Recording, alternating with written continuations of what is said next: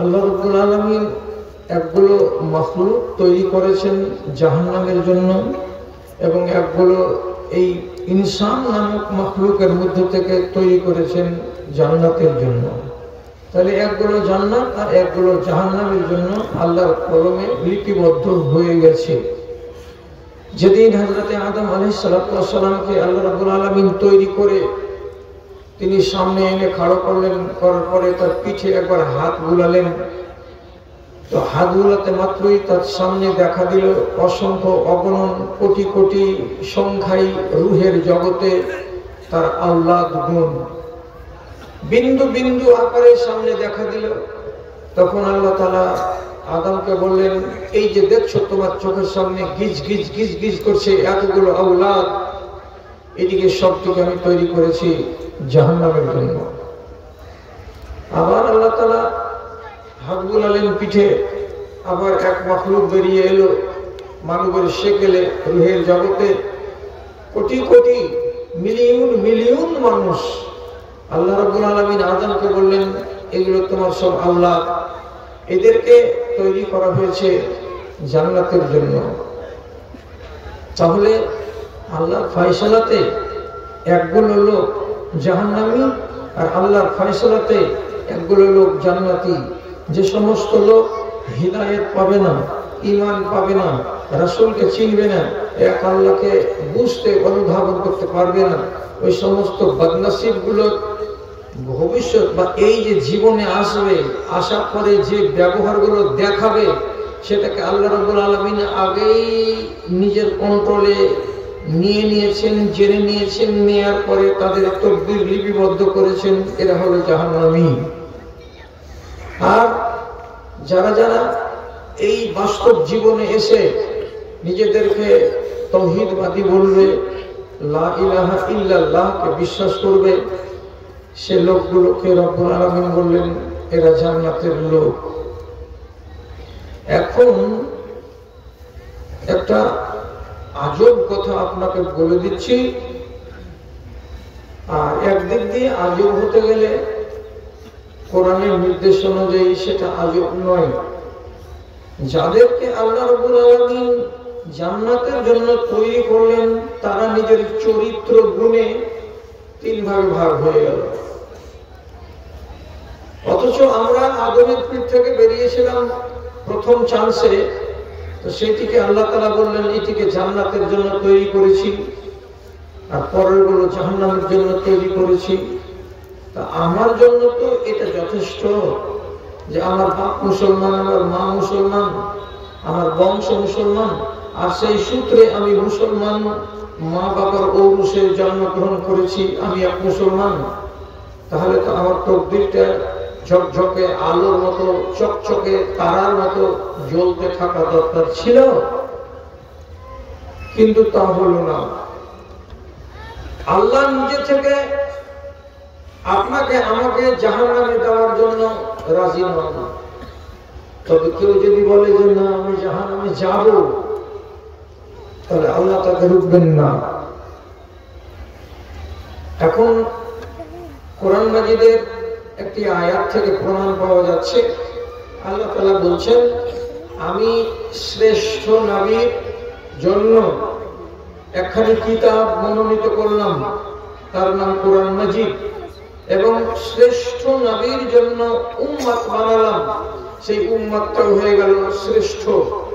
তাহলে কটা জিনিস আমাদের ভাগে পড়েছে, আমরা আমাদের তকদির জোরে পেয়েছি শ্রেষ্ঠ নবীকে, এবং আমরা তকদির জোরে পেয়েছি শ্রেষ্ঠ কিতাব কোরআন মাজিদকে। তাহলে উম্মত হিসাবে আমরা শ্রেষ্ঠ। তিনখানা শ্রেষ্ঠত্ব এক জায়গাতে জমা হয়ে গেছে। আমাদের নবী নবী মুহাম্মদ সাল্লাল্লাহু আলাইহি সাল্লাম, আমাদের কিতাব কোরআনে মাজিদ। রাসূলুল্লাহ বলবেন আমার উম্মত সর্বশ্রেষ্ঠ উম্মত, আমার উম্মতের মতো শ্রেষ্ঠ উম্মত দুনিয়াতে আর কাউকে রব্বুল আলামিন তৈরি করেননি। তাহলে এত বড় ভাগ্যবান আমরা। একটা ছোট্ট করে হাদিস শুনুন, কিয়ামতের দিন যখন মানুষ সব লাইনে লাইনে দাঁড়িয়ে থাকবে আর ফাইসালা হতে শুরু হবে, তো ফাইসালা যখন শুরু হতে আরম্ভ হবে তখন তো আপনি হতে পারে যে একবারে প্রতি পিছনের লাইনে পড়েছেন, আমি হয়তো মধ্যেকার লাইনে পড়েছি, দু চারটা ভাই উম্মতে মুহাম্মাদির আগেকার লাইনে পড়েছে। তো 50,000 বছর ধরে হিসেব হবে। তো আমি যদি উম্মতে মুহাম্মাদির একটা লোক সব পিছনের লাইনে পড়ে থাকি, তাহলে আমার হিসাব হতে হতে ওই সকলের হিসাব হতে হতে হতে হতে আমার হিসাব আসার দিন 49,500 বছর লেগে যেতে পারে। তো আমি তো পিছিয়ে পড়ে গেলাম। সেদিন উপর দিক থেকে একটা আওয়াজ আসবে, আল্লাহ তাআলাই এটা ছাড়বেন আওয়াজটা। আওয়াজে কি বলা হবে? আইনাল উম্মাতুল উম্মিয়াতু ওয়া নাবিয়ুহা। হাসরের ময়দানে কোটি কোটি মানুষ তোমরা আছো, লক্ষ লক্ষ মানুষ আছো, মিলিয়ন মিলিয়ন মানুষ আছো। আমি আল্লাহ তোমাদেরকে ডাকছি, কোথায় আছো সেই উম্মি নবী? কোথায় আছো সেই আখেরি নবী? সামনের সারিতে এগিয়ে এসো।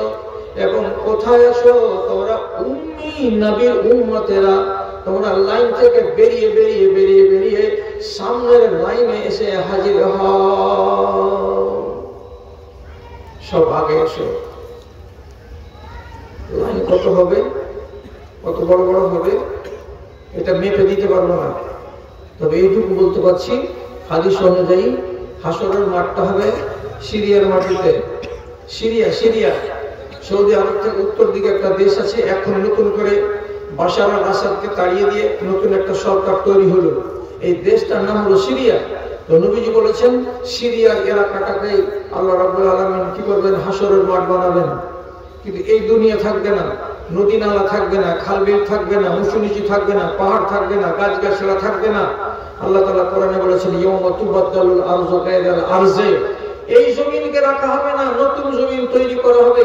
সেই সমতল জমিটা ওইখান থেকে লাইন বাঁধতে শুরু করবে। লাইনগুলো কত দূর যে যাবে তো রব্বুল আলামিন তিনি জানেন। এখন অস্ট্রেলিয়া পর্যন্ত যদি চলে যাই আর আমার লাইন সব পিছন দিকে পড়ে, তো নির্ঘাত 49,000 বছর গত হয়ে যাবে, তারপরে আমার ডাক পড়বে। কতদিন দাঁড়িয়ে থাকবো হাসরের ময়দানে? তো আল্লাহ তাআলা ডাকলেন কি বলে? উম্মি নবী কোথায় আছো? সামনের সারিতে এসো। এবং উম্মি নবীর উম্মত কোথায় আছো? সব সামনের সারিতে এসো। এবার উম্মি নবীর উম্মতেরা সব আগে যাবে। এদের হিসাব নিকাশ যখন শেষ হয়ে যাবে, রাসূলুল্লাহ খুশির খবর দিয়েছেন আমাদেরকে। কি বলেছেন? লা ইয়াদখুলুল জান্নাতা উম্মাতুন হাত্তা ইয়াদখুলা উম্মতি। আমার উম্মতিদের জান্নাতে যাওয়া যতক্ষণ পর্যন্ত শেষ হবে না, ততক্ষণ পর্যন্ত অন্য নবীর উম্মতকে ডাকা হবে না। আমার উম্মতিরা আগে জান্নাতে যাবে, যাওয়ার পরে যখন এরা শেষ হয়ে যাবে, তখন শেষের বেলায় অন্য নবীর উম্মত গুলোকে লাইন অনুযায়ী ডাকা হবে। আমার ফজিলত কত! এত সুন্দর উম্মত, চরিত্র গুণে 3 ভাগ হলো। কে বলছে? তো আল্লাহ রাব্বুল আলামিন। কি করে?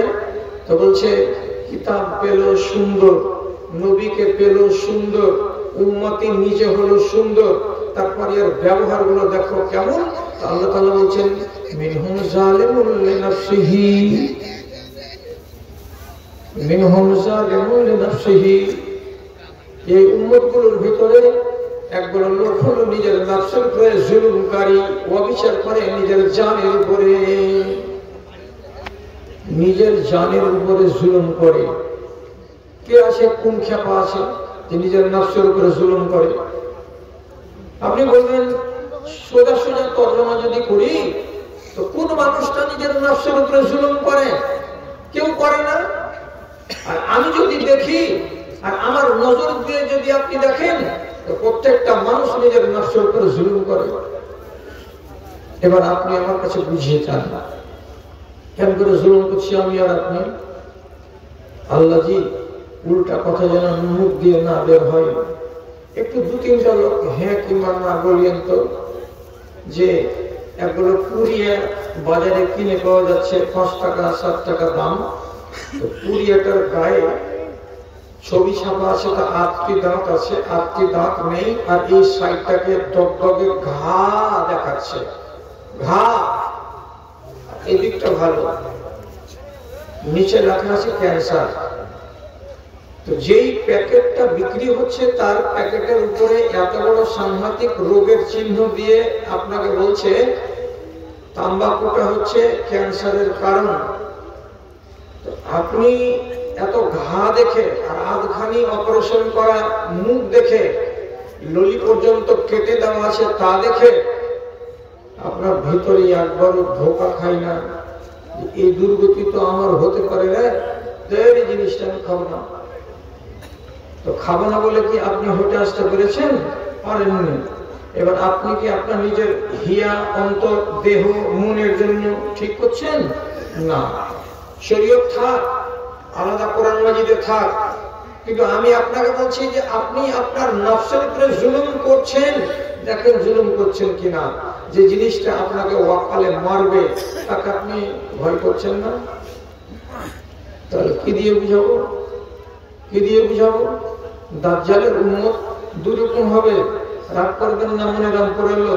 কোনটা বিষয় যদি আমি ভুল বলি, এদেশে ওলামার বোর্ড আছে, তাদের কাছ থেকে সার্টিফাই করে নেবেন। ওনারা যদি ফয়সালা করে দেন যে এটা ভুল বলেছে, খালি ফোন করে বলবেন আমি আপনার ভুলটাকে স্বীকার করে নিব। সেটা কি? দাজ্জালের উম্মত দুইটা। দাজ্জালের ডান হাতে থাকবে জান্নাত, দাজ্জালের বাম হাতে থাকবে জাহান্নাম। আমাদের মতো মানুষগুলো সেদিন যে থাকবে, তো দাজ্জাল সবকে ডাকবে। একই দিনে গোটা দুনিয়াকে 40 দিনে ঘুরে নিবে, আর নিয়ে মানুষকে ভয় দেখাবে, আমাকে মানবি এই যে জান্নাত, আর আমাকে না মানবি এই যে জাহান্নাম। সাথে করে নিয়ে বেড়াবে জান্নাতকে আর জাহান্নামকে, এমন সুন্দর সাজিয়ে ওকে আল্লাহ ক্ষমতা দেবে, ও নিয়ে বেড়াবে। আপনি দেখে সামলাতে পারবেন না, তখন জান্নাতের লোভে আপনি ওর কথা মেনে নেবেন, ওর জান্নাতে ঢুকে যাবেন। যারা দাজ্জালের জান্নাতে ঢুকে গেল তারা অরিজিনালি আল্লাহর জাহান্নামে ঢুকে গেল। আর যারা ওকে মানবে না তাদেরকে বাম হাতে দেখাবে জাহান্নাম। যারা জাহান্নামে ঢুকে গেল, অরিজিনালি দাজ্জালের জাহান্নামে যারা ঢুকেছে তারা অ্যাকচুয়ালি আল্লাহর জান্নাতে ঢুকে গেছে। সেদিন তো লক্ষ লক্ষ মানুষ ওর জান্নাতে ঢুকবে। তো মানুষগুলো কত মাথা মোটা হবে আপনি নিজে আন্দাজ করুন। যুগ যুগ ধরে দোয়া পড়ছে আর নামাজ পড়ছে আর চলে যাচ্ছে, আর তাশাহুদের শেষের বেলাতে কি বলছে?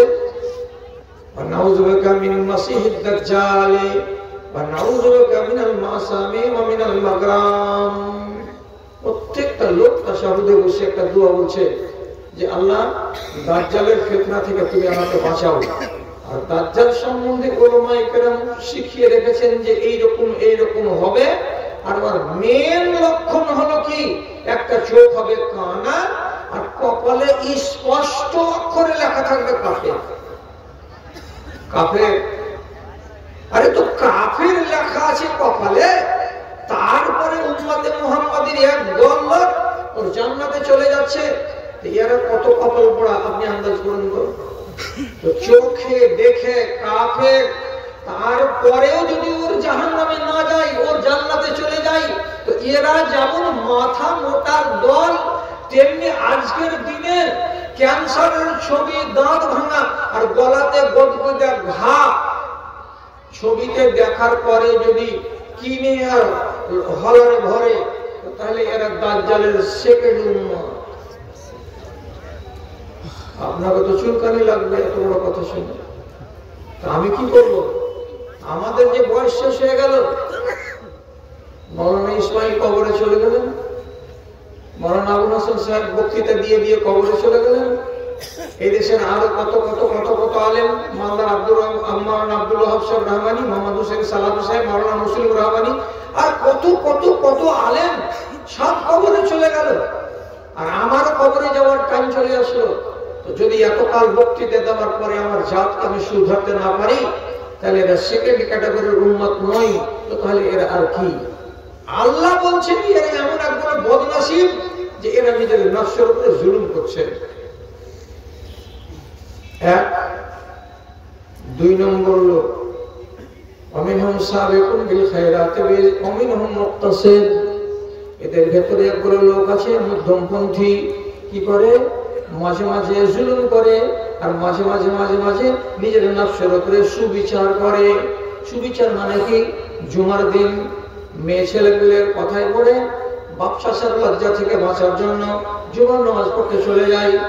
অনেক সময় দেখা যাবে 500 টাকা মাদ্রাসাতে দান করে দেয়। অনেক সময় দেখা যাবে কোন গরিবকে খানা কাপড় পরিয়ে দেয়। আবার এই লোকটাই যদি সুযোগ পেয়ে যায় তো তাহলে কোনো অবলা নারীকে সুযোগ পেতে গেলে তার আবরুকে লুটে নেয়, বরবাদ করে দেয়। এই ছেলেটাই নামাজ পড়বার বেলা নামাজ পড়ে দেয়, আবার রাতের বেলায় মোবাইলকে নিয়ে ফ্রি ফায়ার গেম খেলতে পাকিস্তানের 50টা মিলিটারি মারা হলো, ভারতবর্ষকে জিতিয়ে দেওয়া হলো, অথবা বাংলাদেশকে জিতিয়ে দেওয়া হলো, ভারতকে হারিয়ে দেওয়া হলো। এরকম গেম খেলতে মিলিটারিকে দাঁড়াতে মারতে ফ্রি ফায়ার করতে রাত্রে 2টার সময় ঘুমালো। রাত্রে 2টার সময় ঘুমাতে গেলে নিদ্রার উপরে কন্ট্রোল থাকলো না, ফজর বেলায় জাগতে পারলো না, ফজরের জামাত চলে গেল, নামাজ চলে গেল। তো এই মানুষটা মাঝে মাঝে ভালো করে আর মাঝে মাঝে মন্দ করে, আর পরে এই মানুষটা দোগলা মুসলমান হয়ে বাঁচে। এক প্রকার। 3 নম্বরের বেলায় আল্লাহ তাআলা বলছেন ওয়ামিনহুম সাবিকুন বিল খায়রাতি, আরেকবার লোক আছে যারা কি করে? মঙ্গলের দিকে দৌড়ে যায়, অমঙ্গল থেকে মুখটাকে ফিরিয়ে রাখে। যারা কল্যাণ পাবে কোথায়? কল্যাণের দিকে দৌড়ে যায়, আর যেখানে আমার বরবাদি আছে সেখান থেকে সে মুখ ফিরিয়ে নেয়। এগুলো একগুলো লোক। তাহলে উম্মতে মুহাম্মাদি শ্রেষ্ঠ কিতাব পেয়ে, শ্রেষ্ঠ নবী পেয়ে, শ্রেষ্ঠ উম্মত হয়ে কয় ভাগে ভাগ হলো? নসিব গুণে 3 ভাগে ভাগ হয়ে গেল। তো ভালো করে জেনে রাখেন, যারা শুধু অন্যায় করে বেড়ায়, নিজের নফসের উপরে জুলুম করে, তারাকে লাল ঘরে যেতেই হবে, কোনো সুযোগ নেই বাঁচবার। কেন? এরা হলো জালিম, কোরআনে আল্লাহ তাআলা বললেন। আর জালিম হলো জাহান্নামের লোকরি, অপরাধী। এটাকে আল্লাহ তাআলা মাফ দিবেন না এবং জাহান্নামে আগে ভরবেন।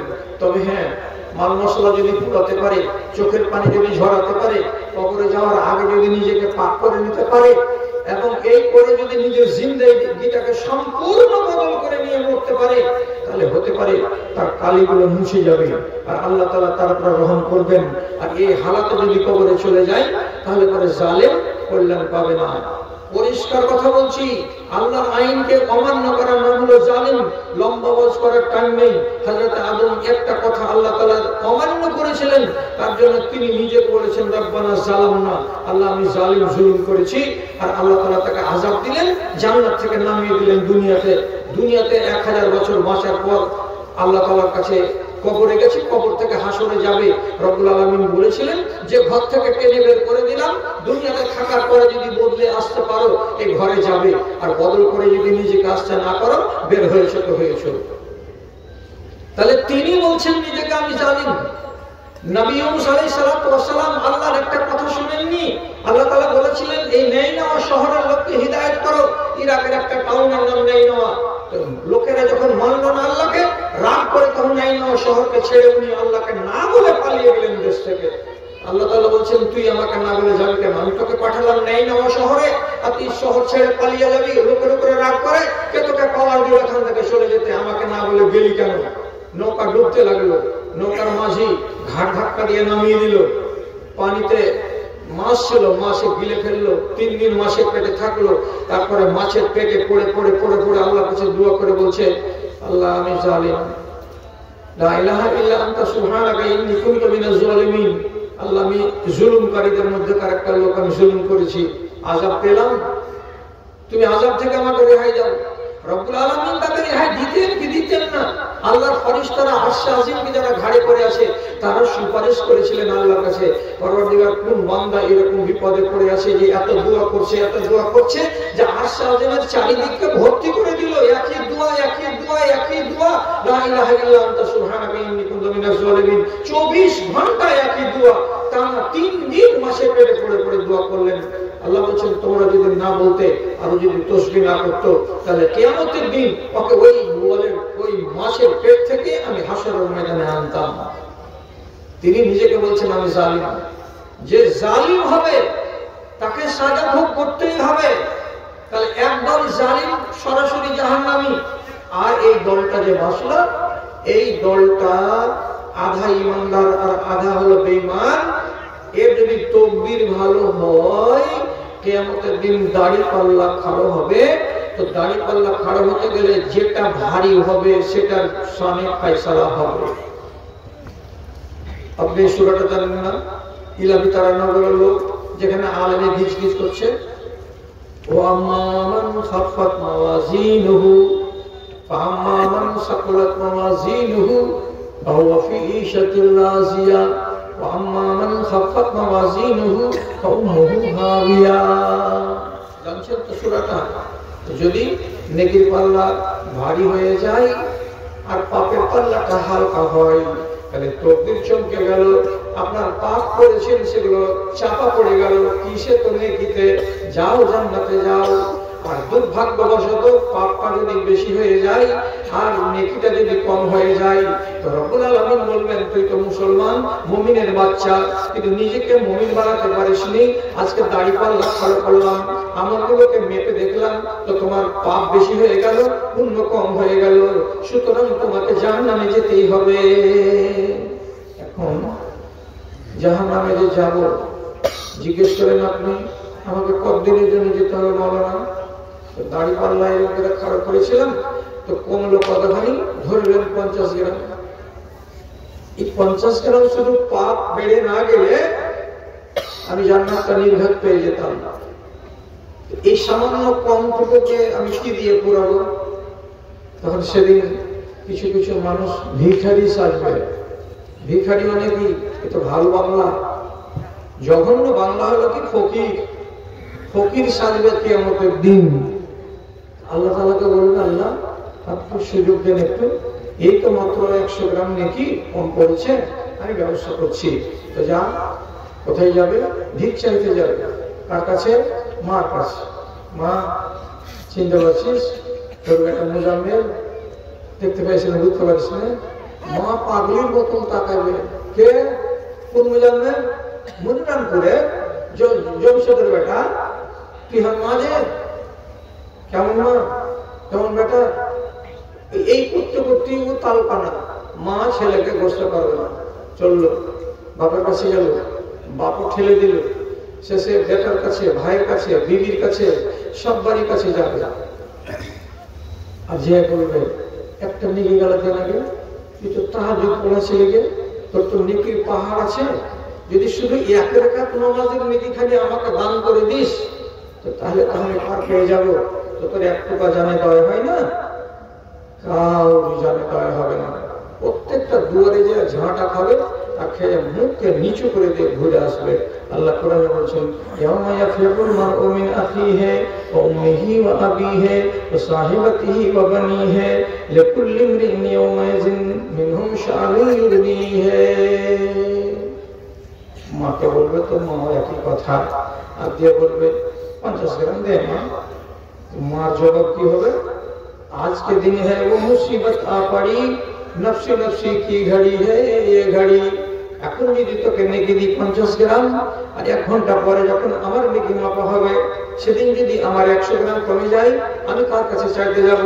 তোকে কিসের জন্য নেকি দিব রে বেটা? কি দেখবো তোর দিক? ধুলাচ্ছে মোর দিক।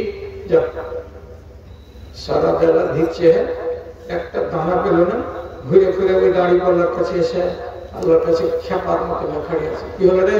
কেউ দিলেন না মালিক। আল্লাহ রাব্বুল আলামিন বলছেন তোকে লাল ঘরে যেতে হবে। কত দুঃখের কথা, একবারে সত্য কথা আপনাকে বলছি। কিয়ামতের দিন একগুলো লোক 1 ঘন্টার জন্য জাহান্নামে যাবে, ওরে দুঃখ করে ওরে দুঃখ করে। কিয়ামতের দিন একগুলো লোক 2 ঘন্টার জন্য জাহান্নামে যাবে। কিয়ামতের দিন একগুলো লোক 1 বেলার জন্য জাহান্নামে যাবে। কিয়ামতের দিন একগুলো লোক 1 দিনের জন্য জাহান্নামে যাবে। তারপরে জাহান্নাম থেকে আল্লাহ তাআলা মুক্ত করে দেবেন। এতটুকু জাহান্নামে কেন গেলে কেন গেলে কেন গেলে? রব্বুল আলামিন যখন দাড়িপাল্লাটাকে খাড়া করলেন, আপনার যদি 250 গ্রাম নেকি শর্ট পড়ে যায়, 1 ঘন্টার জন্য হতে গেলেও যেতে হবে। 1 কিলো যদি শর্ট পড়ে যায়, 1 বেলার জন্য হতে পারে যেতে হবে। কিন্তু শর্ট যদি পড়ে যায় তো জাহান্নামে যেতেই হবে, রেহাই নাই। তাহলে এইবার ভরসা আপনার কিসের? আমলের। একগুলো লোক ছিল জালেম, কেটে গেছে, আর আরেকগুলো হলো কি দদিল বান্দা কাল মাসুর, না পায় মিট্টি আর না পায় গোড়। এখন আপনার আমলকে মাফ করা হবে, কি ভরসা আছে আপনার যে হ্যাঁ আমার আমল ভালো হবে? কোরআন বলছে একদমই লোক হবে এমন, আর দাড়িপাল্লা সেম সেম, নেকি 5 কুইন্টাল তো পাপও 5 কুইন্টাল। এবার কি হবে? এটা ঝামেলা হয়ে গেল। এটা বলবে যে আল্লাহ যখন সমান হয়ে গেল তখন আমাকে জান্নাতে দিয়ে দাও। রব্বুল আলামিন বলছেন আমি জুলুম করি না, ওমা আনা বিজাল্লামিন লিল আবিদ।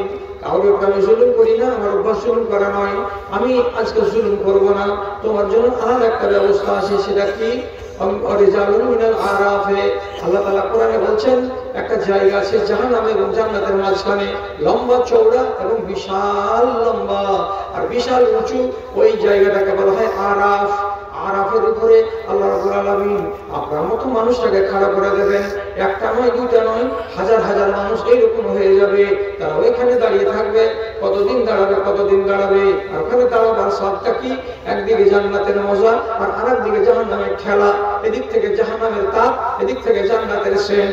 দুটোই জিনিস তার গায়ে এসে লাগবে, কিন্তু এটাও বিষাবে আর এটাও মজা লাগাবে। তো যদি পাশে দিকে কেউ সুই ধরে আর উপর দিকে যদি আপনাকে 100টা টাকা দেয়, টাকা প্রতি মনে বুঝবে কি যতক্ষণ পাশা দিক থেকে সুইটা না টানবে ততক্ষণ হাসি ফুটবে না।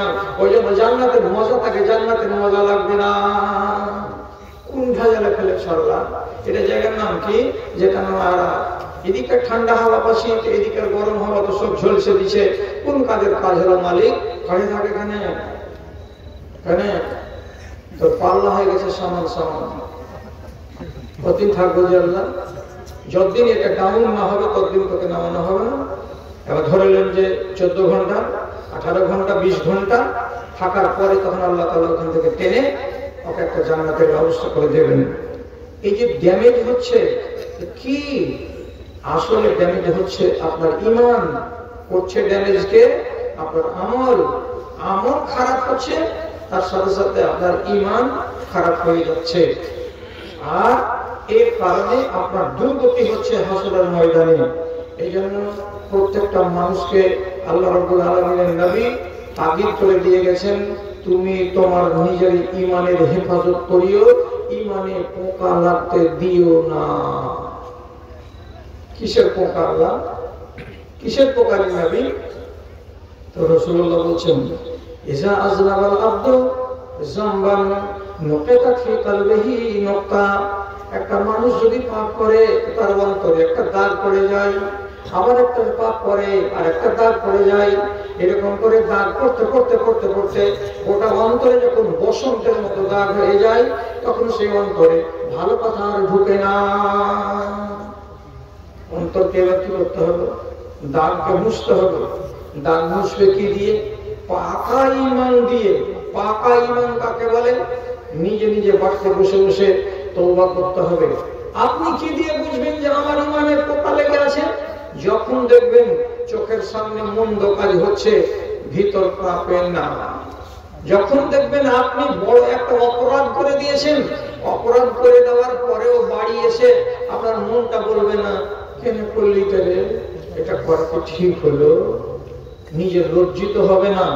তো যখন দেখবেন এইরকম পরিস্থিতি হবে তখন আপনাকে জেনে নিতে হবে যে আপনার ঈমানে পোকা লেগে দিলকে ঢেকে দিয়েছে, ভালো কথা আর কাজ দেয় না। 8 দিন আগেকার কথা, আমাদের সংস্কৃতে একটা সেন্টার খুলেছে টেলারি। বিনা পয়সাতে টেলারি শিখো, শেষের বেলায় সার্টিফিকেট দেওয়া যাবে আর 6000 টাকা পাবে। বেটি ছেলের ভিড়ের শেষ নেই, সব টেলারি শিখছে, খুব ভালো কথা। ওর ভিতরে একটা ছেলে এসছে, আচ্ছা বাইরে খাড়িয়ে করছে, এই রোজিনাকে ডেকে দাও তো।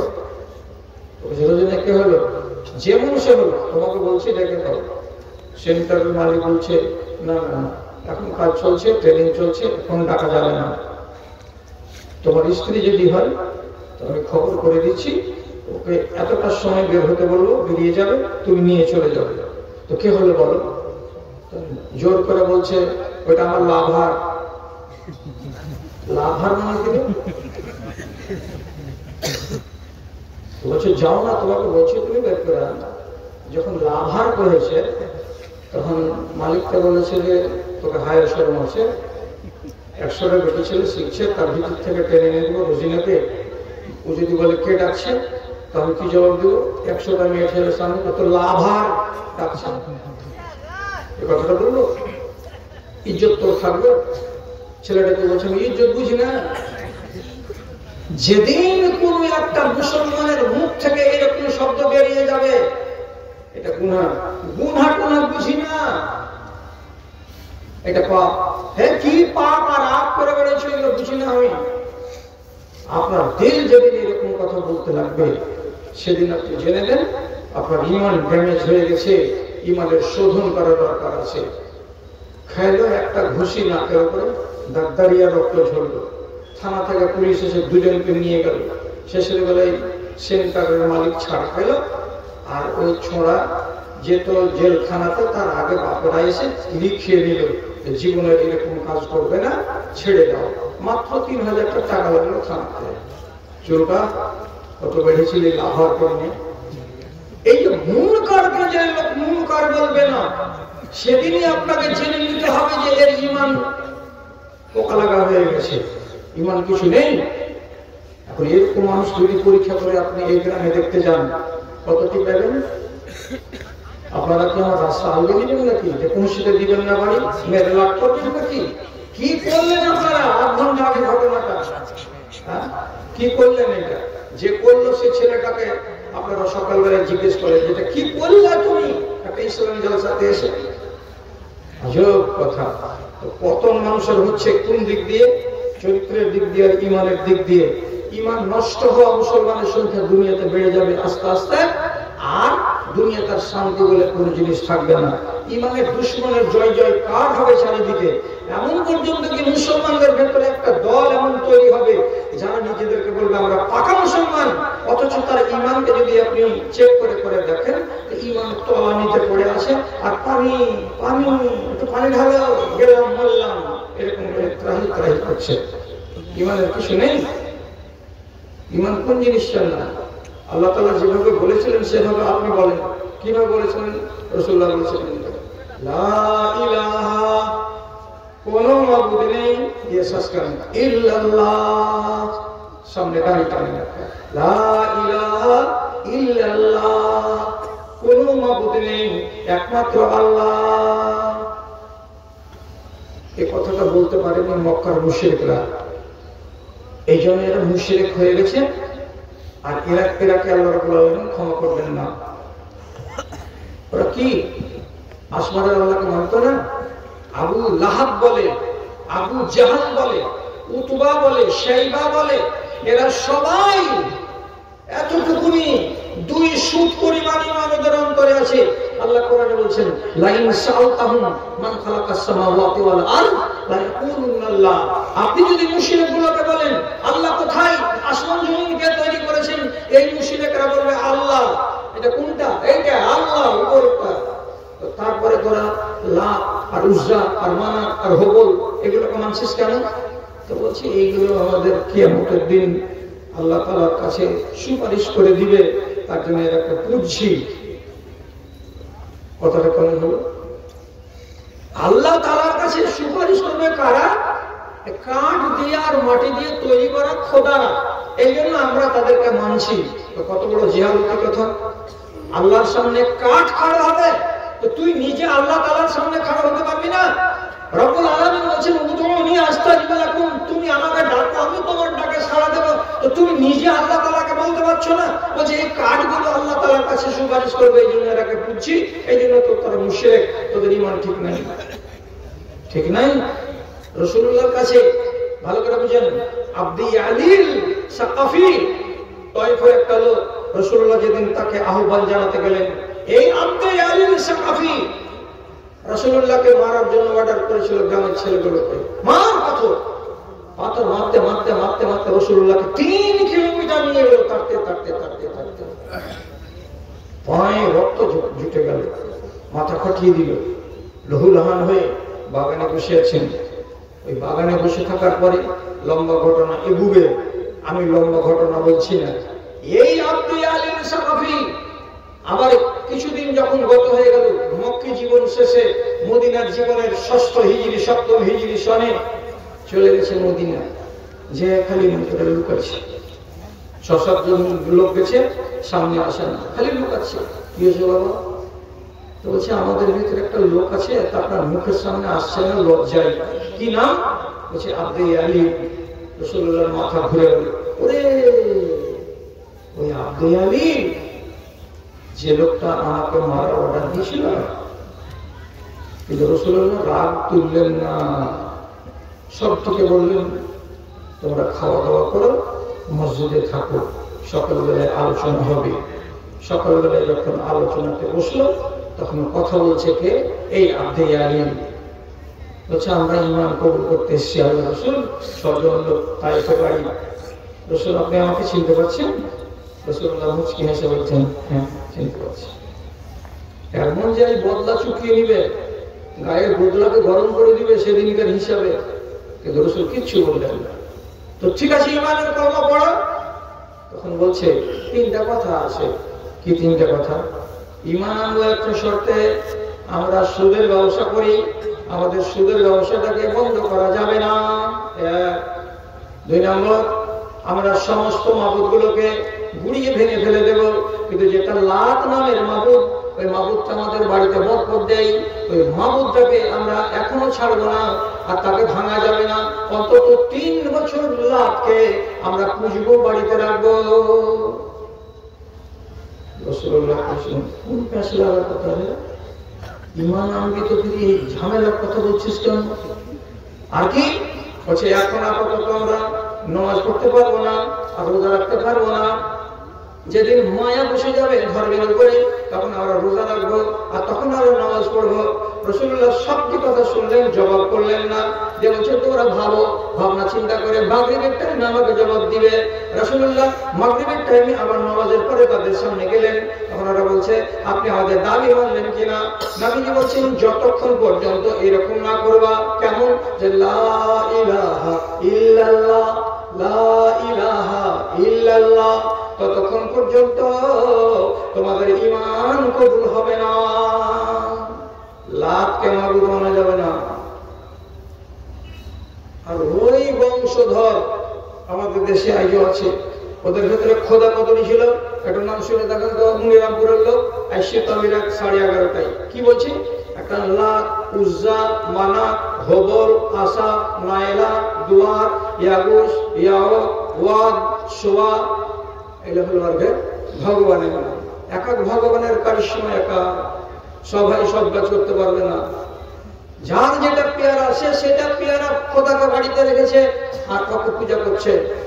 লোহালক্করের ভগবানের নাম কি? মনিরামপুরের লোক।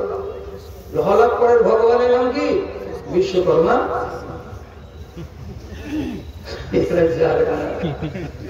বাড়িতে বরকত যে দেয় সে খোদার নাম কি?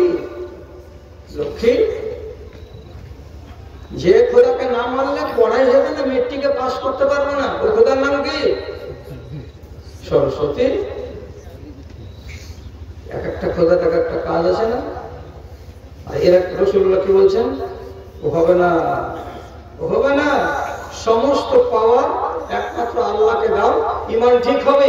আর ঈমান ঠিক করার আগে যদি শক্তিকে ভাগ করে রাখো নিজেদের ভিতরে, তোমার ঈমান কবুল হবে না। ওটা ঈমানদার নয়, এটা মুশরিক থেকে গেলে। গত পরশুদিন বিকালবেলায় মোবাইলটাকে চালু করে বলছে একটু দেখি। আমরা মনে সাহেব মানুষ, বুড়াতে কালে আর কি আজে বাজে দেখবো, গান শুনবো, তো কোন ক্লিপ গুলো দেখি। একটা লোক বেরেলি আলেম, আর ক্লিপটাকে চালু করেছি। ও তখন সামনে হাজার হাজার মানুষের কাছে ওয়াজ করছে, আর এমনি করে এমন ঝুঁকাইছে আর এমন বই নিচ্ছে আর ওয়াজ করছে, আর বলছে আব্দুল কাদের জিলানীকে দস্তগীর বলা হয়, পীরানে পীর দস্তগীর। কথাটা শুনেছেন না শুনেননি? পীরানে পীর দস্তগীর। আব্দুল কাদের জিলানী হলো সব পীরের বড় পীর, ওর নাম হলো উপাধি পরিচয় হলো দস্তগীর, মানে हाथ संभालने वाला, हाथ संभालने वाला। क्यों उसको दस्तगीर कहा जाता है? तो कुछ আল্লাহ তাআলা একদিন 7 মাস আসমান থেকে হুড়মুড়িয়ে পড়ে গেলেন 6 নম্বর আসমানে। 6 নম্বর আসমানে থেকে হুড়মুড়িয়ে पड़े गए 5 नंबर आसमान। तो फिर हमारे पीराने पीर फौरन अपना हाथ बढ़ाया, अल्लाह ताला का हाथ पकड़ लिया, अल्लाह नीचे गिरने से रुक गया। उस दिन से हमारे पीर का नाम हो गया दस्तगीर, हाथ को संभालने वाला। और যতটি সালা মাথা মোটার বাচ্চা ছিল নারায়ে রিসালাত, নারায়ে রিসালাত, এত বড় আলেম রে। আমি नीचे मंतव्य করে দেখুন ये बहुत भूल हो गई। पीराने पीर अल्लाह ताला का हाथ क्यों पकड़ा? मौका तो अच्छा था कि अल्लाह ताला और 3-4 बार गिरते गिरते जमीन पे आ जाते और अब्दुल कादिर जिलानी आसमान पे पहुंच जाते, वो अल्लाह ताला बन जाते और अल्लाह रब्बुल आलमीन जमीन में घूम फिरते। ये तुम्हारा पीर अक्लमंद पीर नहीं है। अल्लाह का हाथ पकड़ करके अल्लाह को वापस भेज दिया, आज शादी में चले जाओ। अरे गांडू, तू যদি তোদের আল্লাহকে এরকম পা ভাঙা ন্যাংড়া মনে করিস তো তোর ঈমানে জুতা মারা দরকার নেই, জুতা মারা দরকার। তোকে মুমিন কোন বেটা বলে রে? এই লোকটাকে মুসলমান বলা যাবে? জীবনে যাবে না। তাজকিরাতুল আউলিয়া বইয়ে লেখা আছে যে আব্দুল কাদের জিলানী মারা গেছে, তো কবরে শুয়ে দিয়েছে, লোকেরা চলে এসেছে, মুনকার নাকির এসে বলছে এই উঠো উঠো, ধরপড় করে উঠে বসেছে। যেমনি ধরপড় করে উঠে বসেছে তখন বলছে যে अरे तुम लोग कौन हो? बड़े बेअदब इंसान हो तुम लोग, ना सलाम ना कलाम, और आकर के कहने लगा उठो। फरिश्ता घबरा गया। अरे मुनकर नकीर घाबरे গেল যে আল্লাহকে যে বলছে পরওয়ারদিগার কোন লোকের কাছে তুমি পাঠাওছো জান কবজ করতে, এই হিসাব নিতে। তো আমার ভুল ধরে পড়ছে যে সালাত করা কোন দেশের লোকের কাছে কোনো আদব কায়দা নেই, এসে একটা ঘুমন্ত মানুষকে বলছে উঠো, উঠে বসিয়ে দিয়েছে, সালাম নেই কালাম নেই কিছু নেই। আল্লাহ তাআলা বলছেন কেমন দেখতে সেই রকম। কোনখানে ওর কবরটা আছে? বলছে তো ইরাকের মাটিতে এইরকম এরকম জায়গাতে। আল্লাহ তাআলা বলছে হ্যাঁ খাবো হবে কোহে কেন যাসনি তোরা? এর মানে কি কোন জায়গাতে গেছিস? ওই লোকটার কাছে হিসাব চাও তোমার ঠিক হয়েছে, ঘুরে চলে আসিস তো চলে আসিস, আর কবরে যাস না, হিসাব দিতে হবে না। আচ্ছা এইরকম যদি আকীদা থাকে আর এরকম যদি বিশ্বাস থাকে, তাহলে একটা চোর আমাদের জাতিতে যারা কি করে চুরি করে আর করার পরে আবার মাঝে মধ্যে ভয় হয়, তখন সে আল্লাহ তাআলার কাছে কাঁদে। এই চোর মুসলমানটা ওই মুসলমান চাইতে 20 গুণ ভালো। কেন? ভুল করার পরে কাঁদছে। আর আল্লাহ তাআলা এর কথা কি বলছেন? ইন্নাল্লাহা লা ইয়াগফিরু যুনুবা ইন্নাল্লাহা লা ইয়াগফিরু আন ইউশরাকা বিহি ওয়া ইয়াগফিরু মা দুনা যালিকা লিমান ইয়াশা। শিরকের গুনাহটাকে আল্লাহ তাআলা জীবনে মাফ করবেন না, শিরকটাকে বাদ দিয়ে যত গুনাহ আছে সবই মাফ করে দেওয়া হবে। আল্লাহ তাহলে মানুষ সূরা ফাতিহার আয়াত অনুযায়ী আল্লাহ তাআলা যে বললেন যে একজন লোক কি হলো, নিজের নফসের উপর জুলুমকারী হয়ে গেল আর নিজেকে কবরের পথ দিয়ে জাহান্নাম পর্যন্ত যাওয়ার পথিক বানিয়ে বসলো। তার ভেতরে এই রকমের গুলো মুসলমান। আল্লাহ হেফাজত করা। পরীক্ষা কালকে থেকে পশ্চিমবাংলায়, জানেন তো পশ্চিমবাংলাতে মাইক বাজবে না, এই পশ্চিম বাংলার এই মেয়ে ছেলে যত আছে পরীক্ষা দিবে কালকে। তো যারা আহলে হাদিস তারা তো আল্লাহ তাআলাকে কইছে, আল্লাহ জেহেন খুলে দিও, আল্লাহ তুমি লিখতে পাওয়ার দিও। কেউ কাহারি মা 200 টাকা দিয়ে কইছে বাবানা দুয়া করে দিও, ঘর বিটে যেন পাস করতে পারে, ইতি ইতি। আর মালদা জেলাতে একটা বুজুর্গ আছে, বুজুর্গটার নাম হলো আঁখি সিরাজউদ্দিন। কি নাম? আঁখি সিরাজউদ্দিন। ওর কবরটা আছে, তো কবর কইলে ফের গুনাহ হয়ে যাবে। কইতে হবে কি মাজার আছে, কবর কইও না, মাজার আছে। কোনখানে মাজার আছে? তো সুদলাপুরে। সুদলাপুরটা কোথায়? মালদা থেকে আসবেন 5-7 কিলোমিটার, আর সুজাপুর থেকে যাবেন 7-8 কিলোমিটার। মধ্যখানে একটা স্ট্যান্ড আছে, ওই স্ট্যান্ড থেকে পশ্চিম দিকে যেতে হবে। 5-6 কিলোমিটার গেলে পীর সাহেবের কবর পাওয়া যাবে। ওইখানে যে সব ছেলেটি করবে কি মুরগা মুসলমান করে খাওয়া দাওয়া করে, ওইখানে একটা তালাব আছে, তালাবে গোসল করবে। আর গোসল করার পরে নতুন কাপড় পরে, যেটা নজরানা দেওয়ার ছিল পীরের খাদেমকে দিবে। তখন পীরের খাদেম এবার বলবে, পীর বাবা এই যে মুরিদ গুলো এসেছে, কালকে থেকে এদের পরীক্ষা কি করতে হবে তুমি এবার করে দিও। বলা হয়ে গেল পীরকে, এত বড় খান ঝাড়ু আছে, ঝাড়ুখানা দিয়ে প্রত্যেকটা ছেলেকে আর মেয়েকে ওই কবরে 1 চক্কর দিয়ে যখন বাইর হবে, এমনি করে গতরখানটা ঝেড়ে দেবে। পাক ঝাড়ু, এখানটা কবরকে ঝেড়ে দেওয়া ঝাড়ু, যেন কেন পাক ঝাড়ু। পাক ঝাড়ু দিয়ে ওর গতরকে ঝেড়ে দিয়ে দিলে যা চলে যাবে, পাস করে দিবে। চলে গেল, পরীক্ষা দিয়ে দিচ্ছে, ভরসা কার? পীর বাবা। রেজাল্ট যদি আসছে তো 150টা ছেলের ভিতরে 17টা ফেল, বাকি পাস। তো তোর উপরে ঝাড়ু পড়েনি, ঝাঁটা পড়ে গেছে মনে হয়। তোরা বাড়ুন খেয়ে আলি, তো বাড়ুন খাওয়ার পরে ফেল কেন করলি? অ্যাকচুয়ালি এরকম লোকগুলোকে আমার মতো একগুলো মৌলবি কি করছে, একটা মুশরিক বানিয়ে রাখছে যে তোরা মুশরিক হয়ে থাক, তাহলে আমাদের পেটের ব্যবসা চলবে। শিরক যারা করবে তারা বাঁচবে না জীবনে। ইমানের পোকা হলো 1 নম্বর পোকার নাম হলো শিরক। এই শিরক থেকে আপনাকে বেঁচে থাকতে হবে। 1 আর 2 নম্বর, ইবলিস শয়তানকে জীবনের সুযোগ দিতে হবে না। আপনার বাড়িতে যেন ঠাঁই না পাই, আপনার গলিতে যেন ঠাঁই না পাই, আপনার দেহের ভেতরে প্রবেশ করার জন্য সুযোগ না পাই। আপনি বলবেন কেমন করে হবে? জেনে শুনে কোনোদিন কোন গান্দা জায়গাতে আপনি পিশাব করবেন না। যদি আপনি কোন অপবিত্র জায়গাতে, গোবরের মধ্যে পায়খানার মল দেখতে পাচ্ছেন পড়ে আছে, এরকম জায়গাতে আপনি যদি পিশাব করতে যান, শয়তান খেপে যাবে। কেন পিশাব করলে? কেন? বিশেষ করে যদি গোবরের উপরে পিশাব করেন, শয়তানের গায়ে আগুন লেগে যাবে। এটা তো আমার খানাতে মুখবি কেন? আক্রমণ হয়ে যাবে। 1 সহবাস করার পরে, এশারের টাইমের পরে সহবাস হবে, আর মিয়া বিবি ফজর পর্যন্ত শুয়ে থাকবেন। এই বদ চরিত্র ছেড়ে দিতে হবে। আর 10টার পরে সহবাস যদি হয়, আধা ঘন্টার ভেতরে, 15 মিনিটের ভেতরে পবিত্র হয়ে যেতে হবে। জায়েজ আছে 1 ঘন্টা, 1.5 ঘন্টা, 2 ঘন্টা থাকা, কিন্তু সবচেয়ে উত্তম হলো কি যত তাড়াতাড়ি পারবো নিজের দেহটাকে পরিষ্কার পাক করে নেব। দেরি করবেন না নাপাক অবস্থায় থাকতে। এইটা কথা মাথাতে রাখবেন, তাহলে শয়তান আপনার কাছে ভিড়তে পারবে না।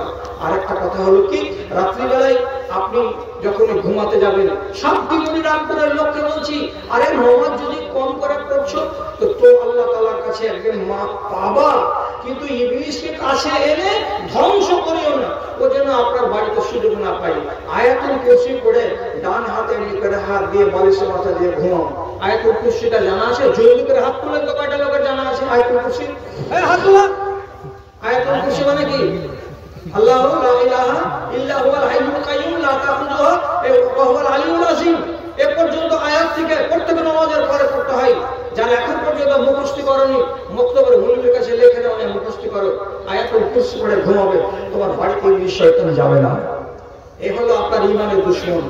এর থেকে আপনাকে সাবধান থাকতে হবে, তাহলে পরে আপনার ঈমানটা বাঁচবে। আমি ঈমানদার হয়ে বাঁচবো। আর যদি আপনি হজবরলা করে জীবন কাটান, যাহাবে তাহাবে দেখে নিব, এটা করিয়েন না। আমার ভাই, আমার বাপ, আমার দাদা, আমার বোনেরা, আমার খালারা এই কাজটা আপনারা করবেন না। বাড়িতে কোনো ফটো যেন না থাকে, কুকুরের, শিয়ালের, মানুষের ছবি রাখবেন না। যেগুলো গিলাফ আছে, পর্দা আছে, সে পর্দাগুলোর যদি জীবের ছবি থাকে ওকে বাদ দিয়ে দিবেন, উল্টিয়ে দিয়ে ওকে খোল বানিয়ে নেবেন, যাতে জীবের ফটো আপনার সামনে দেখতে না পাওয়া যায়। আর কোন নাপাক কাপড় যাতে মুখ লেগে আছে ওকে বাড়িতে ঝুলিয়ে রাখবেন না, মেন জায়গাতে ওকে ঝুলিয়ে রাখবেন না। নাপাক কাপড় পিসাব লেগে গেছে, কাপড়টাকে তা করে আপনি গোসলখানাতে রেখে দিয়ে আসেন যে কালকে ধুবো, এটাকে রেখে দিয়ে না যে 3-4টা একসঙ্গে জমা হবে, তারপরে তখন আমি এটাকে ধুবো এই বলে আপনি ফুল প্যান্টকে রোজ একটা করে পরে পরে আসবেন আর অ্যাঙ্গেলে টাঙিয়ে রেখে দিবেন, আর ওতে পিসাব লেগে আছে, দাঁড়িয়ে পিসাব করেছেন, এই কাজটা আপনি জীবনে করবেন না। কেন করবেন না? রাসূল কারীম বলেছেন যে বাড়িতে বাউলুন মুতাকান্নিউন, মানে গামলাতে পিসাব থাকবে, গামলাতে যদি পিসাব থাকে আর ওই পিসাব যদি সকালবেলায় বাড়ির লোক না ফেলে তাহলে ওই বাড়িতে আল্লাহর ফেরেশতা যাবে না। তো গামলাতে আপনি পিসাব করেননি, পিসাব করেছেন ফুল প্যান্টে, তো গামলার পানি যদি পিসাব যদি না ফেলেন তো আল্লাহর ফেরেশতা যাবে না। তো ফুল প্যান্টে যে মুখ লাগা আছে ওই ফুল প্যান্ট যদি আপনার ঘরের ভিতরে ঝুলে আল্লাহর ফেরেশতা ঢুকবে না, ইবলিস শয়তান বাস করবে। এগুলো থেকে আপনি বাঁচেন। এটা কে কি দিল? মাওলানা সাহেব আপনার একটা গাজাল প্রভু আমার বলো তো শুনি, বলা যাবে কি? অনেক কেউ বলছেন এটা বলা না যায়, আপনার মত কি? একটা গাজাল গাহি আমি যে প্রভু আমার বলো তো শুনি, কেন বা এমন করো, বেঈমানে তুমি মহাসুখে রেখে ইমানদারকে মারো, ভুলেও যাহারা তোমাকে ডাকে না তাদের রেখেছো সুখে, 5 বার আমি কপাল টেপিয়ে তবু যে রয়েছে দুঃখে, নিরাশ আধারে ডুবে যায় আমি, হাত দিয়ে আমার ধরো, প্রভু গো আমার বলো তো শুনি, কেন বা এমন করো, বেঈমানে তুমি মহাসুখে রেখে ইমানদারকে মারো। এখানে যে আল্লাহর কাছে আমি জিজ্ঞেস করেছি যে আল্লাহ ইমানদাররাকে তুমি সুখে রেখে বেঈমানকে মারছো, কি বলে আল্লাহ তুমি ইমানদাররাকে দুঃখে রেখে কষ্টতে রেখে যারা বেঈমান শয়তান ওরাকে খুব আনন্দে রেখেছো কেন? এই যে কেন কথাটা বলেছি তার জন্য কিছু কিছু দেশের আলেম বলেছে যে এই গজল গাওয়া যাবে না। আল্লাহর কাছে কেন জিজ্ঞেস করতে গেলে কেন? আরে খ্যাপাতুল্লাহ, আমি মানুষকে জ্ঞান দেওয়ার জন্য এই কথাটা বলেছি। আল্লামা ইকবাল একটা কবিতা লিখেছেন শিকওয়া আর জবাবে শিকওয়া। একবার আল্লাহ তাআলার ভুল ধরেছেন এতটি, আর তারপরে ফের যোগ দিতে শুরু করেছেন প্রত্যেকটা কবিতা। তো ভুলগুলো ধরেছেন মানে কি আসলে ভুল হচ্ছেন নাকি? একগুলো মানুষের মিজাজ হলো এই, তখন এটাকে আল্লাহর সামনে পেশ করেছে অভিযোগ করে, আর দিয়া ফেলে একটা যোগ দিচ্ছে যে এটা আসলে এই, এটা আসলে এই, এটা আসলে এই। তো আল্লাহ কি ভুল ধরার জন্য এই কথাটা আমি বলেছি যে তুমি মুশরিকদেরকে সুখে রেখেছো কেন আর আমাদেরকে কষ্টে রেখেছো কেন? আমি মুসলমানদেরকে শিক্ষা দেওয়ার জন্য কথাটা বলেছি। শিক্ষা কি আছে এখানে? শেষের অংশটা যখন পড়বে গজলের সব শেষকার লাইনটা পড়বে তখন জানতে পারবে যে হ্যাঁ কথাটা কি আছে। ওখানে কথাটা কি আছে যে দেখো দুনিয়াতে যারাকে আমি সুখ দিয়েছি তাদের ভাগ হলো দুনিয়াতে, আর তোমাদেরকে আমি সুখ দিই দুনিয়াতে, মানে কি যে তোমাদের জন্য এতগুলো সুখ নয়, তোমাদের আসল সুখ হলো আখেরাতে। কাজে যদি কষ্টে থাকো তাহলে কষ্টকে কষ্ট মনে করিও না, এই কষ্টের ভেতরে লুকিয়ে আছে তোমার সুখ। এই জন্য গজলটা গাওয়া। ইব্রাহিম নবী বলেছেন কাইফা তুহিল মাউতা, আল্লাহ তুমি মরাকে কেমন করে জিন্দা করো? একটা নবী বলছে আরে তুমি মরাকে কেমন করে জিন্দা করো? তখন আল্লাহ তাআলা জিজ্ঞেস করে বলছেন আওয়ালাম তুমিন, তোমার বিশ্বাস নেই যে আমি মরাকে জিন্দা করতে পারি? ইব্রাহিম নবী জবাব দিয়ে বলছেন বালা ওয়ালাকিন লিয়াতমাইন্না কলবি, এটা জানি আমি, কিন্তু আমার মনটাতে তাসাল্লি হয় না, তার জন্য তোমাকে বলছি আল্লাহ মরাকে তুমি জিন্দা কেমন করে করো। তাহলে ইব্রাহিম নবীর প্রশ্ন করাটা ভুল হয়েছিল। তুমি মরাকে কেমন করে জিন্দা করো আল্লাহ কেন জিজ্ঞেস করতে গেলেন হযরত ইব্রাহিম আলাইহিস সালাম? তিনি নবী হয়ে না, তিনি জবাব দিয়েছেন কি বলে, আমার মনে তাসাল্লি হবে, আমি যদি জানতে পারি আমি দেখতে পাই তাহলে আমার মনের ভেতরে তৃপ্তি চলে আসবে, তার জন্য এটা আমি করেছি। তো কথাটা হলো এই গজলের ভুল ধরে হবে না। আমি একবারে খ্যাপা আর আমি একবারে মাথা মাথা বলবি আমাকে আল্লাহ তাআলা অনেকখানি জ্ঞান দিয়েছে। আমি যেখানে বুঝেছি ঠিক বুঝেছি, বুঝার পর আমি কবিতাটা লিখেছি। তো যা অনেক কথা হয়ে গেল। ঘড়িতে কটা বলছে আপনাদের? 12:30। তো দয়া করেন আপনারা আমার উপরে, মেহেরবানি করেন আমার উপরে। জালসা চালাতে আপনারা ভুল করেছেন আর টাইমে গন্ডগোল হয়ে গেছে। আমার আধা ঘন্টার টাইম এর আগে লুটে ফুটে নিয়েছে অন্য লোকেরা, যার কারণে আমি আর বেশি বক্তৃতা আপনাদের সামনে দিতে পারলাম না। আর না হলে আমার ট্রেন সব কিছু উঠবে, শেষের বেলা আমাকে রাত বেলা 9:30টায় বাড়ি যেতে হবে। আমার ঘর গৃহস্থালী আছে, আমার আরাম বিশ্রাম আছে। মনিরাম করার লোককে আমি খুব ভালোবাসি। আগামী দিনে আপনাদের সাথে আমার মুলাকাত হবে, বিশদ আলোচনা হবে। তবে আজকের মতো এখানে বিদায়। আর শেষখানে একটা কথা বলছি, তাকে 10 জন সাহাবীর জীবনী সুন্দর করে লিখে দিয়েছি পুরো 200 পাতায়। যদি কোনো ভাই মনে করেন যে সাহাবীদের জীবনী পড়ে জ্ঞান নেব, তো তাহলে পরে বইগুলো এক খাটা নেন। বইয়ের হলো দাম পুরো 200 পাতার বইয়ের দাম হলো মাত্র 50 টাকা। 5 মিনিটের ভেতরে শেষ করেন। যাও 5 মিনিটের ভেতরে নিয়ে শেষ করেন, তাড়াতাড়ি করে পালাবো আর তাড়াতাড়ি করে আল্লাহ ট্রেন ধরাবে ইনশাআল্লাহ। বাজারটা আবার বলে দিন, কোনটা বাজারটা বলে দিন পড়বো এটাকে। জি এই জঞ্জাল চলছে। প্রভু গো আমার বলো তো শুনি, কেন ভাই এমন করো? বেঈমানে তুমি মহাসুখে রেখে ঈমানদারকে মারো, তুমি ঈমানদারকে মারো।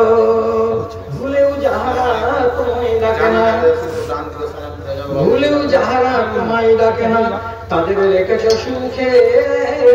5 বার আমি কপাল ঠেকিয়ে তবু যে রয়েছি দুঃখে, তবু যে রয়েছি দুঃখে। নিরাশ আধারে ডুবে যায় আমি, ভাবছি আমার ঘর।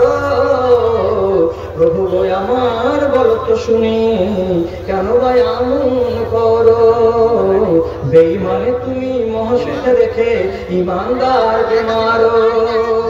পরকালে দেবে আমি খুব জানি, ঈমান রয়েছে বুকে। আজ বসে আছি দেখো মসজিদে ঢুকে ঢুকে, মসজিদে ঢুকে ঢুকে।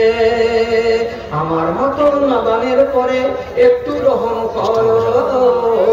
প্রভু গো আমার বলো তো শুনি, কেন ভাই এমন করো?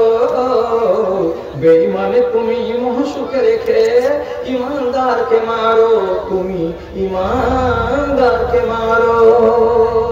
সম্পূর্ণ মনে নেই, ভুলে গেছি। আচ্ছা, এক ভাই বলছেন জানাজাতে 1 সালাম দিয়ে নামাজ পড়লে হবে না 2 সালাম লাগবে? আল্লামা আলবানী রাহমাতুল্লাহ আলাইহি 2টা হাদিসকে সহিহ বলে কিতাবুল জানায়ের ভিতরে লিখে রেখেছেন। 1 সালাম দেওয়া যায়, 2 সালাম দেওয়া যায়। যদি আগুন নিভাতে চাও, এলাকাতে যদি 2 সালামের সিস্টেম থাকে তো 2 সালাম চালিয়ে যাও। বেশি পণ্ডিতি দেখাবার জন্য 1 সালাম করে কাজিয়া লাগাতে যেও না। ঠিক ঠিক। আসসালামু আলাইকুম।